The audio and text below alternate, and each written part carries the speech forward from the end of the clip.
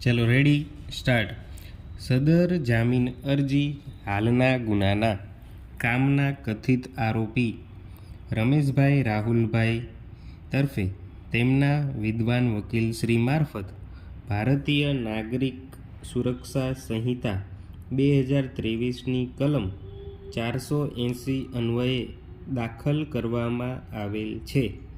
કથિત આરોપીની town police station ગુના રજિસ્ટર નંબર પાર્ટ એ 253/24ના કામે ભારતીય ન્યાય સંહિતાની કલમ 316(2) મુજબના ગુનાના આરોપસર ધરપકડ કરવામાં આવેલ છે. સદર જામીન અરજીના અનુસંધાનમાં ફરિયાદ પક્ષ તરફે વિદ્વાન સરકારી વકીલશ્રીને તથા આરોપીના વિદ્વાન વકીલશ્રીને સાંભળ્યા. સદર અરજીની સુનાવણી દરમિયાન અરજી વંચાણે લીધી. કેસનો પ્રથમ માહિતી અહેવાલ કાઉન્સમાં એફઆઈઆર સહિતના તપાસના અન્ય કાગળો પણ વંચાણે લીધા. પેરા હાલની અરજીના સમર્થનમાં કથિત આરોપી તરફે તેમના વિદ્વાન વકીલશ્રીએ પોતાની મૌખિક રજૂઆતમાં જણાવેલ છે કે આરોપી તદ્દન નિર્દોષ વ્યક્તિ છે. તેમણે આવો કોઈ કહેવાતો ગુનો કર્યો નથી. આરોપીને પોલીસે સદંતર ખોટી રીતે કહેવાતા ગુનામાં સંડોવી દીધેલ છે. કહેવાતા ગુનામાં હાલના કથિત આરોપીએ કોઈ સક્રિય ભૂમિકા ભજવેલ નથી.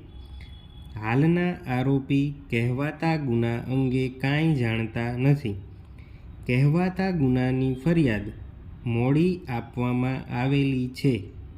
ફરિયાદ તારીખ 9/10/24ની છે, જ્યારે બનાવ તારીખ 5/10/24નો છે. ફરિયાદ મોડી આપવા માટેનું કોઈ કારણ ફરિયાદી દ્વારા ફરિયાદમાં જણાવેલ નથી. ફરિયાદીએ સોનું પોતાની માલિકીનું હોવાનો કોઈ પુરાવો રજૂ કરેલ નથી.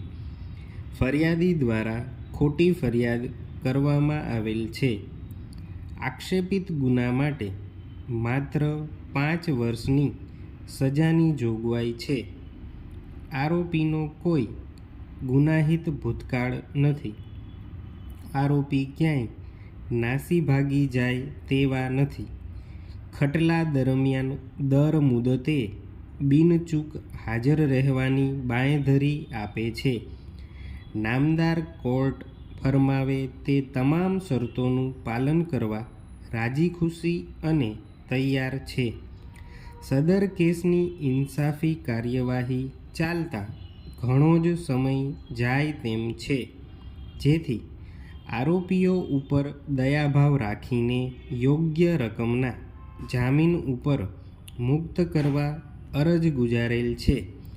આમ અત્રેની નામદાર કોર્ટને જામીન ઉપર મુક્ત કરવાની સત્તા હોય મજકૂર આરોપીઓને યોગ્ય શરતોના જામીન ઉપર મુક્ત કરવા વિનંતી ગુજારેલ છે. હાલની અરજીનો વિરોધ કરતા સરકાર તરફે વિદ્વાન એપીપી શ્રીએ પોતાની લંબાણપૂર્વકની મૌખિક દલીલોમાં જણાવેલ છે કે કહેવાતા ગુનામાં અને કથિત ગુનામાં આરોપીઓની સંડોવણીના પૂરતા પુરાવા મળેલ છે. સદર કેસની તપાસ હજી ચાલુ છે. આરોપી ફરિયાદીને ત્યાં સોની કામ માટે કારીગર તરીકે છેલ્લા 1 મહિનાથી કામ કરતા હતા અને આરોપીએ ઘરે જઈને કામ કરી આપવાનું જણાવી ફરિયાદીનું સોનું પોતાના ઘરે લઈ ગયેલા.